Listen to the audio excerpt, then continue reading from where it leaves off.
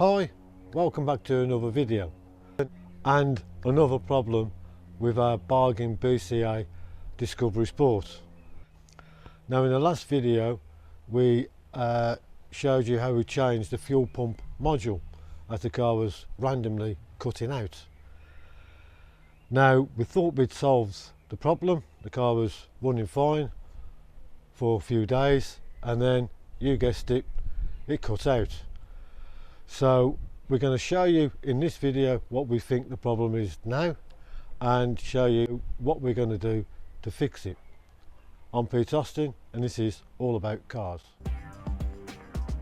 But first I'd like to thank everyone who watched the last video. I had lots of comments, lots of great comments, and a few people telling us that once you've solved that problem you're bound to get another one.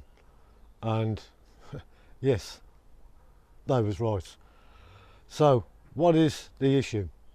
Well, we believe it's the lifter pump, the fuel pump in the fuel tank.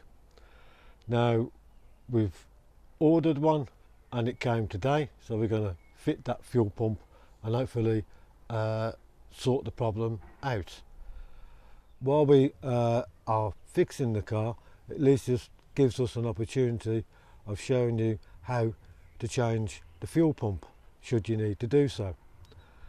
Now I know when we changed the BMW fuel pump on my wife's car, BMW 1 Series, and that's well documented in the videos. Once we changed the pump, ever since she had no problems whatsoever. So we're hoping that this will finally fix the problem. So best thing to do now is get the old pump out and get the new one in. And then, right, in order to get to the fuel pump, which is located on the driver's side rear, you have to take the driver's side rear seat out. On the BMW it's just a bench seat that you pull up, but on the Discovery Sport it's a nut and bolt job, hence the spanner, and pretty much easy enough for the DIY mechanic. So what we'll do is we'll put this on time lapse while we get the seat out.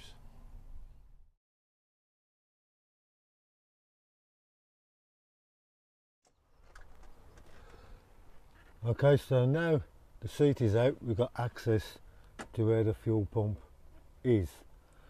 So these two pipes have got to be unclipped, as is this one here and this one, and then you need a tool which we'll show you in a minute to knock that back, turn it round, and then we can take the fuel pump out. But first what we're going to do is put some sheeting down so we don't get too much diesel on the carpets and around the area. So bear with us and we'll do that now. Okay, so now we're ready to take out the pipes and the electrical connector. Now to get the pipes out, just here you put a tool pick in, pull that out, and then you're able to lift that up. And for the electrical connector, just at the back here is another clip. You can see it just there, press your little clip in and you can pull that up, and then that will enable you to pull this out. So that's our next job, to get all these out, and then we're going to look at getting this bracket off just here. And the way to do that is, if you haven't got the right tool, is knock that anti-clockwise and it should spin out, and we'll show you that as we take it out.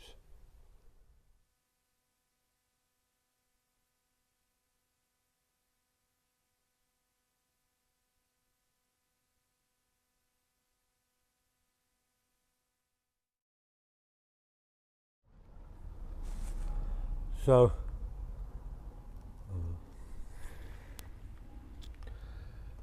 that's the fuel pump out, and it was a bit of a struggle, really tight to get out, but we managed it.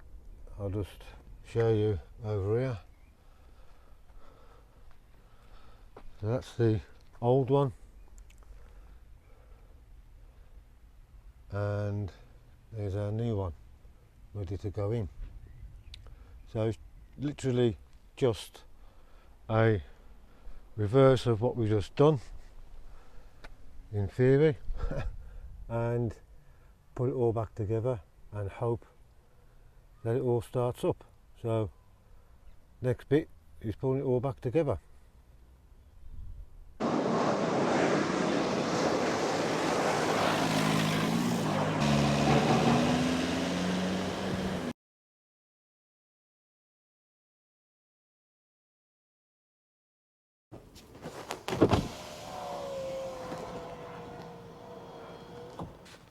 As you can see, the Discovery Sport is working absolutely fine now, and it has been for a few months. We wanted to run the car for a good while before we finished off the video to make sure that what we have done to the car has actually worked, and it really has.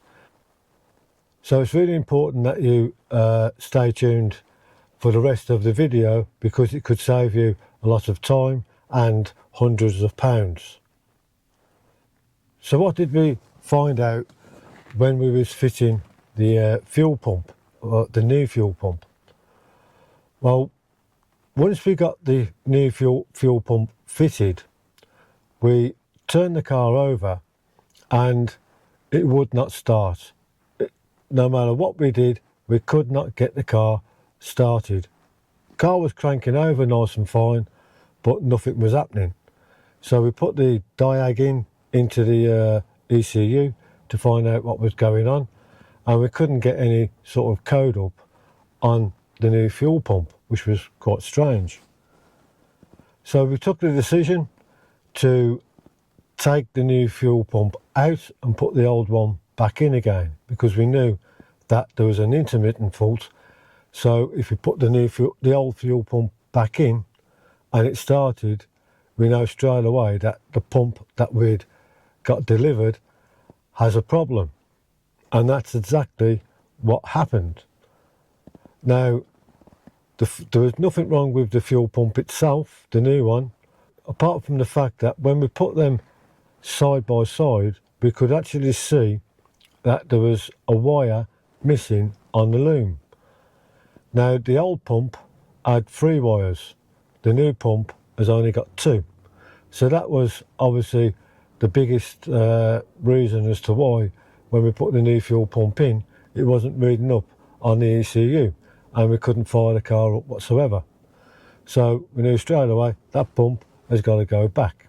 But what we found, surprisingly, was when you look back at the video, while we was taking out the old fuel pump, I noticed that at the bottom of the tank there was a piece of plastic. So I put my hand in and pulled it out, and it was a piece of plastic with a filter on. Now, the filter's fitted to the new fuel pump, but as you can see here, it's not on the old one.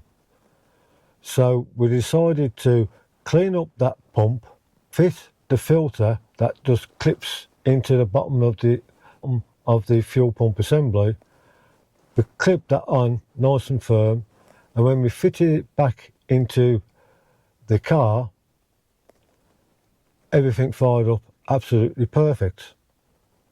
So what we realised was the car was cutting out intermittently because that filter had came off whilst it was in the fuel tank.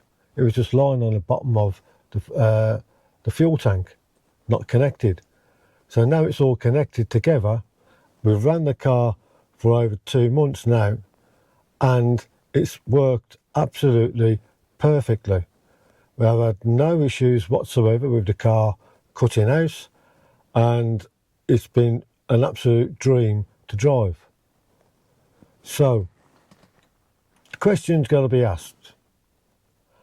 How many Discoveries out there have an intermittent fault where the car is cutting out, and it could be just the fact that the fuel filter on the fuel pump has came off, like it did on this one.